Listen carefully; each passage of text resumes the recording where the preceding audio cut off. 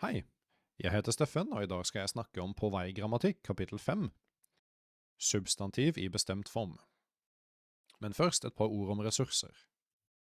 Hvis du har spørsmål, kan du skrive en kommentar eller sende en e-post til kontakt@lærnorsk.no. Hvis du trenger å øve det jeg snakker om her, så kan du gjøre oppgaver vi har laget på nettsiden vår. Og hvis du trenger mer hjelp, tilbyr vi også privatundervisning, og informasjon om øving og privatundervisning kan du finne i en kommentar under videoen.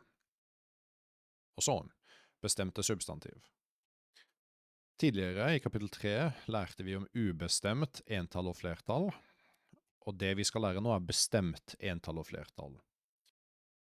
Og det ser ut som dette med en full tabell. Så da har vi lagt til de bestemte formene her, og her i entall og flertall. Og måten vi lager bestemt på norsk, er for hanskjønn, så har vi en gutt, og så gutten. Så du kan si at vi flytter en til enden av ordet. For intetkjønn er det samme. Vi tar ett eple, og vi har eple. Og her er det viktig å merke at vi skriver eplet, men vi uttaler det eple, så t-en er stum. Samme med et hus, huset. Jente, eller hundskjønn, er litt spesielt, for der har vi ei, og så a. Ei jente, jenta. Eller ei flaske, flaska. Ei strand, stranda. I bestemt flertall er det litt lettere, for her har vi bare ene for alle. Så guttene, jentene, eplene, husene. Det er ett unntak, men det er noen unntak, men det kommer bitte litt senere. Og så har vi noen ord som er litt spesielle. Så noen ord endrer vokal fra entall til flertall, som bok, boka, bøker, bøkene, bror, broren, brødre, brødrene. Det er ingen regel for dette som du kan lære, det er bare en ting du må lære med ordene. Og det er litt frustrerende, men sånn er det noen ganger. Men vi kan også se at en annen ting er spesiell med brødre. Vi har RE og ikke ER. Og det er det samme med søstre. Så ei søster, søstre, søstre, søstrene. Og grunnen til det er fordi vi har R i entall ubestemt. Og da får flertall ubestemt RE. Og det er veldig typisk for substantiv, som er en jobb, og kommer fra et verb som en fisker. Vi har en fisker, fiskeren, fiskere, fiskerne. Så de har det samme systemet som RE. Og så har vi de som har A. Så vi har ett barn, barnet, samme som ordene her oppe. Barn, og så barna.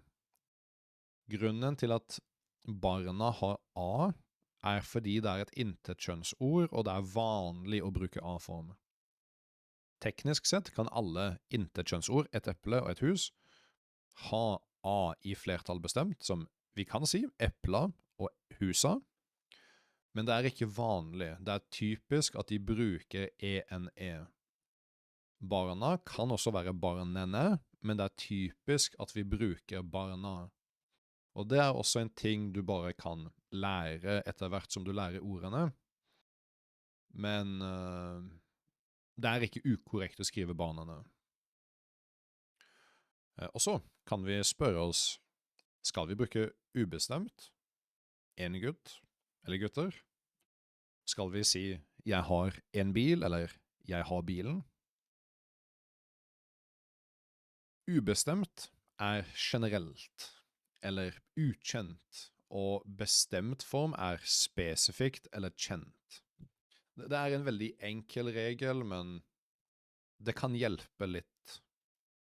Og så har vi vi har 3 sånne retningslinjer du kan følge, som ny og kjent informasjon. Når noe er nytt for en person i en samtale, bruker vi ubestemt, og når det er kjent, bruker vi bestemt. Som jeg har en bil. Jeg introduserer at jeg har en bil. Det er ny informasjon. Og så, etter det er introdusert, bilen er ny. Da er det kjent. Den andre er generell og spesifikk. Jeg liker katter. Jeg liker katter betyr at jeg liker alle katter generelt. Men jeg liker ikke hundene betyr at jeg ikke liker noen spesifikke hunder. Det er noe som må komme opp i samtalen, så du kan ikke vite eksakt hvilke hunder bare med denne konteksten, men det er noe som vil være i kontekst i samtalen. Og den siste er en av mange og unik. Så Sauda er en by i Norge. Sauda er en av mange byer i Norge. Derfor bruker vi en by. Men noen ting er absolutt unik, så det, for eksempel, jeg har vondt i ryggen, eller sola skinner. Jeg har en rygg. Det er ei sol. Fordi det bare er en av dem, vil vi alltid bruke bestemt form. Og vi har disse 3 retningslinjene. Noen ganger kan det være litt konflikt mellom disse, sant?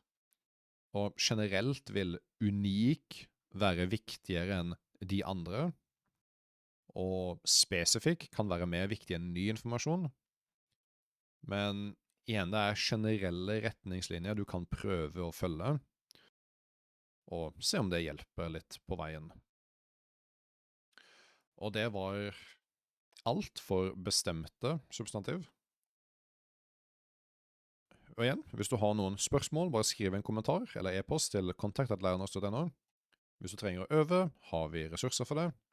Og hvis du trenger privatundervisning, kan du finne informasjon om både øving og undervisning i en kommentar under videoen. Det var alt for meg i dag. Lykke til med norsk, og ha det bra!